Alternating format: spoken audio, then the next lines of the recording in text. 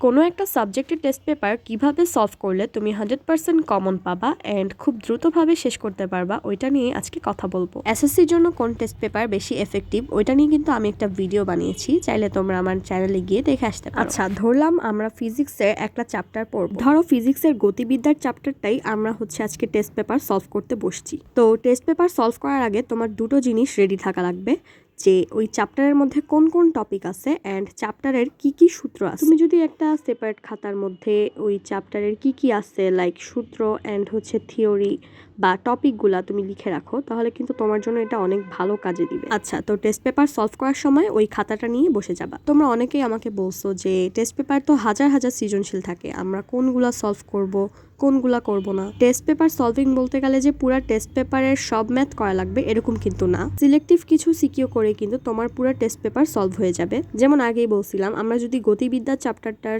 CQ solve করতে যাই, first of all তোমাকে বোর্ডে সবগুলা ম্যাথ করে ফেলতে হবে। একটা টেস্ট পেপারে কিন্তু লাস্ট 5 থেকে 6 বছরের, মাঝে মাঝে 7 বছরের সিকিউ কিন্তু দেয়া থাকে। একটা সিঙ্গেল সিকিউর কোশ্চেনও কিন্তু বাদ দেওয়া যাবে না। ক, খ, গ, ঘ এই 4টা কোশ্চেন একদম ভালো করে পড়ে ফেলতে হবে। মোট কথা হচ্ছে তোমার টেস্ট পেপারে বোর্ড থেকে আসা যতগুলো কোশ্চেন আছে একটা কোশ্চেনও তুমি বাদ দিতে পারবা না।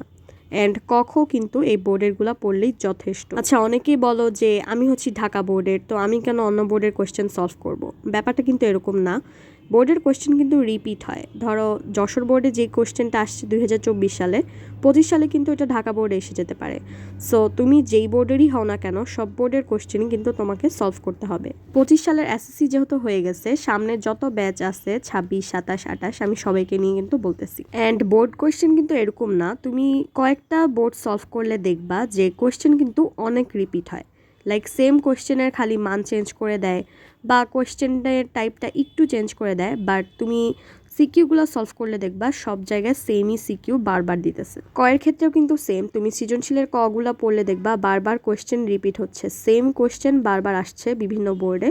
তো তোমার কিন্তু প্যারা কমে যাবে। মেইন কথা হচ্ছে বোর্ডের একটা কোশ্চেনও কিন্তু বাদ দেওয়া যাবে না। অ্যান্ড এমনও দেখা গেছে যে শুধুমাত্র বোর্ডের কোশ্চেন সলভ করে কিন্তু অনেকে বোর্ডে 100% কমন পেয়ে যায়। আর তাও এক্সট্রা প্রিপারেশনের জন্য কিন্তু তোমার স্কুলের যে কোশ্চেনগুলো থাকে এগুলো সলভ করা মাস্ট। তুমি নিজে যেই স্কুলে পড়ো ওই স্কুলের কোশ্চেনগুলো কখনোই মিস দিবা না, কারণ স্কুলের কোশ্চেনগুলো থেকে মাঝে মাঝে বোর্ডে কিন্তু হুবহু রিপিট এসে যায়।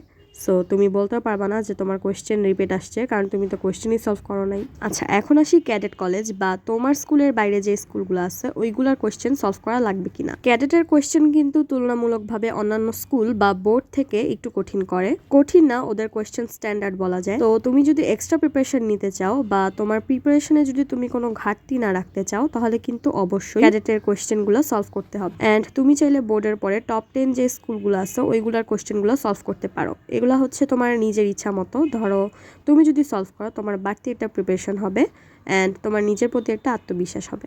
আচ্ছা, এখন আসি এমসিকিউ নিয়ে। আমাদের সবার টেস্ট পেপারই কিন্তু দুইটা ভাগে বিভক্ত থাকে, একটা হচ্ছে সিকিউ পার্ট আর একটা হচ্ছে এমসিকিউ পার্ট।